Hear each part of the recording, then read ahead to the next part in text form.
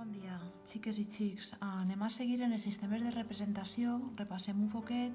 Havíem fet el sistema de representació cavallera.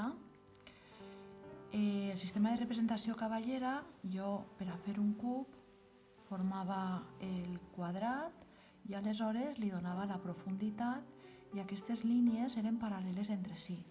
Després hem treballat el sistema de representació isomètrica,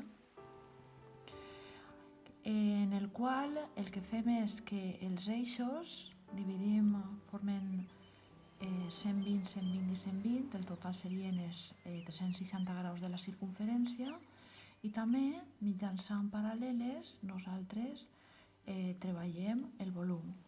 Són dos sistemes que estan dins del que se diu projecció cilíndrica. La projecció cilíndrica és aquella en què els rajos de projecció són paral·lels entre si i, com vegeu, forma un cilindre. Fixeu-vos, hi ha un paral·lelisme de verticals i un paral·lelisme a l'hora de donar la profunditat. I per aquesta banda. Anem a veure el tercer sistema de representació, que s'anomena sistema de representació cònic. El sistema de representació cònic, ja heu vist els tutorials, és que tot va a un mateix punt de fugida, és el que més s'assembla a la visió humana i els objectes van fent-se menudets. Se diu cònic i aleshores és perquè estaria dins del sistema de projecció cònica. Tenim un punt localitzat i ahí formem un con i ahí un cilindre. Com treballem? Quins elements anem a fer per a muntar el sistema? És a dir, nosaltres tenim sempre el que s'anomena pla del quadre. El pla del quadre és el paper on nosaltres representarem.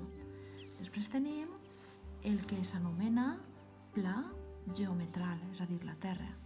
I aleshores, ahí tenim un pla on estaria el nostre personatge, la personeta que està mirant aquest pla del quadre, damunt de la línia de terra. Aleshores, se genera un pla de l'horitzó, que així estarà generant una línia d'horitzó.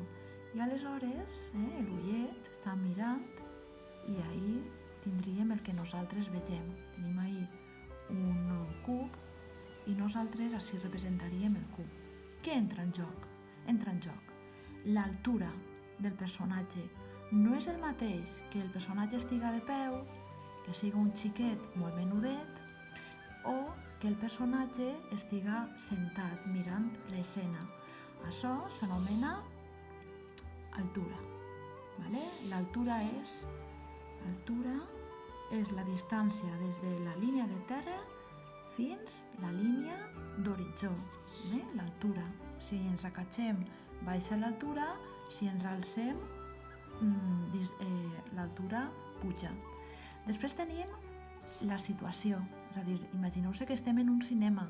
Podem estar centradets veient la pel·lícula o podem veure la pel·lícula des d'una banda o des d'una altra banda.